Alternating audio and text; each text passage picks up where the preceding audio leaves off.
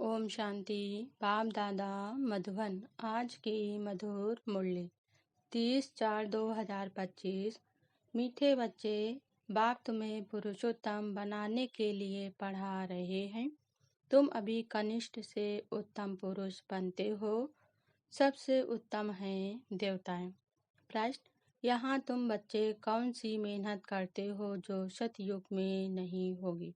उत्तर, यहाँ देह सहित देह के सब संबंधों को भूल आत्म अभिमानी हो। शरीर छोड़ने में बहुत मेहनत करनी पड़ती है। सतयुग में बिना मेहनत बैठे बैठे शरीर छोड़ देंगे।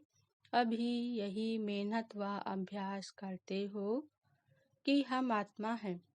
हमें इस पुरानी दुनिया पुराने शरीर को छोड़ना है, नया लेना है। सतयुग में इस अभ्यास की जरूरत नहीं।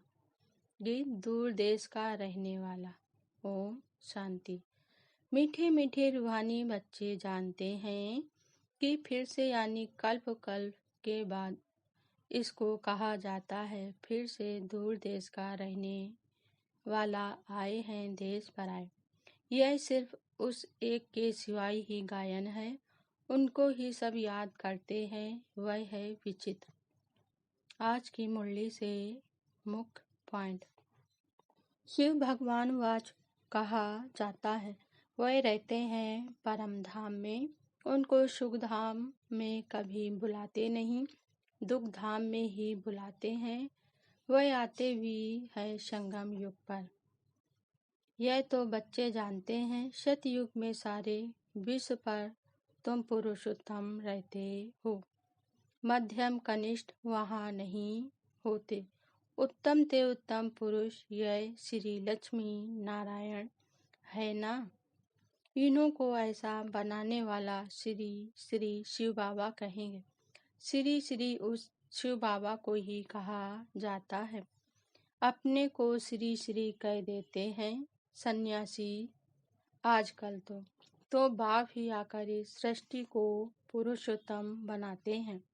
सतयुग में सारे सृष्टि में उत्तम ते उत्तम पुरुष रहते हैं।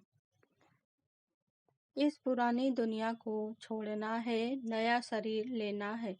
आत्मा सतो प्रधान थी तो सुंदर शरीर मिला, फिर काम चिता पर बैठने से काले तमो प्रधान हो गए तो शरीर भी सांवला मिलता है। सुंदर से श्याम बन गए। कृष्ण का नाम तो कृष्ण ही है, फिर उनको श्याम सुंदर क्यों कहते हैं? आधा कल्प है रामराज, आधा कल्प है रावण राज। प्राणों से प्यारा एक बाप ही है, क्योंकि वही तुम बच्चों को सब दुखों से छुड़ाए अपार सुख में ले जाते हैं।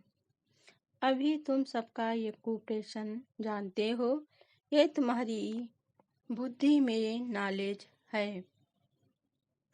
बच्चे जानते हैं भगवान हमको पढ़ाकर भगवान भगवती बना रहे हैं। आधा पौना घंटे में सारे चक्र का नॉलेज समझा देते हैं। 84 जन्म भी कौन कौन लेते हैं यह भी तुम जानते हो। भगवान हमको पढ़ाते हैं, वह है ही निराकार। सच्चा सच्चा उनका नाम है शिव, कल्याणकारी हैं। अच्छा, धारणा के लिए मुख्य सार। पहली पॉइंट, जैसे ब्रह्मा बाबा ने अपना सब कुछ ट्रांसफर कर फुल पावर बाप को दे दी, सोचा नहीं ऐसे फॉलो फादर कर 21 जन्मों की प्रारब्ध जमा करनी है। दूसरी पॉइंट, प्रैक्टिस करनी है अंतकाल में एक बाप के सिवाय और कोई भी चीज याद ना आए। हमारा कुछ नहीं, सब बाबा का है। अल्प और बे इसी स्मृति से पास हो, विजयी माला में आना है। वरदान आज बाबा ने दिया। मनसा पर फुल अटेंशन देने वाले चढ़ती कला के अनुभवी विश्व परिवर्तक भव।